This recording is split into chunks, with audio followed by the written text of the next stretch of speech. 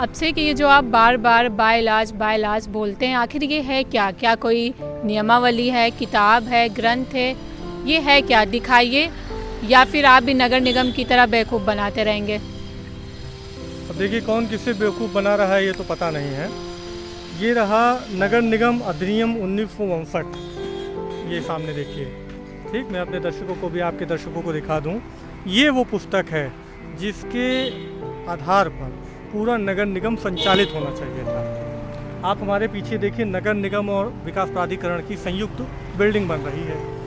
इतनी सुंदर बिल्डिंग बन रही है, बनना चाहिए था, क्योंकि हमारे पास अभी नगर निगम और प्राधिकरण की बहुत अच्छी हाईटेक बिल्डिंग नहीं थी। अब अगर वो हाईटेक बन रही है तो इस बाइलाज को भी हाईटेक होना चाहिए यहाँ पर। क्यों?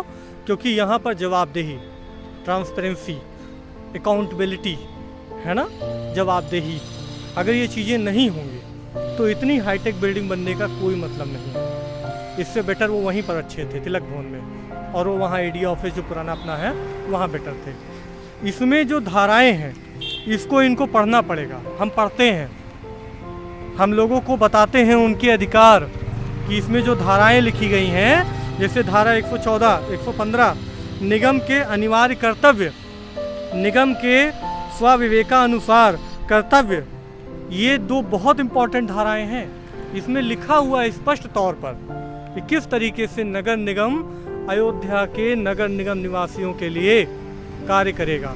हमारे महापौर कोई भी हों, पार्षद कोई भी हों, वो हमारे चाहे प्रथम हो, द्वितीय हो, फिर आगे आने वाले जो महापौर होंगे, उन सभी की बात हो रही है कि वो इसको पढ़ें।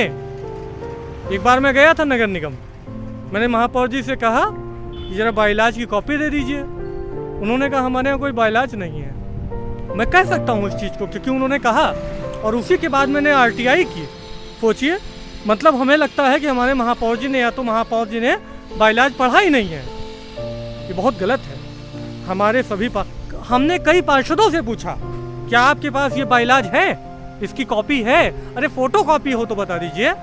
उन्होंने कहा नहीं है। तो ये अपेक्षा है, उपेक्षा है। और इस तरीके से नगर निगम की कितनी भी हाईटेक बिल्डिंग बना देंगे, नगर निगम अच्छा नहीं बन सकेगा।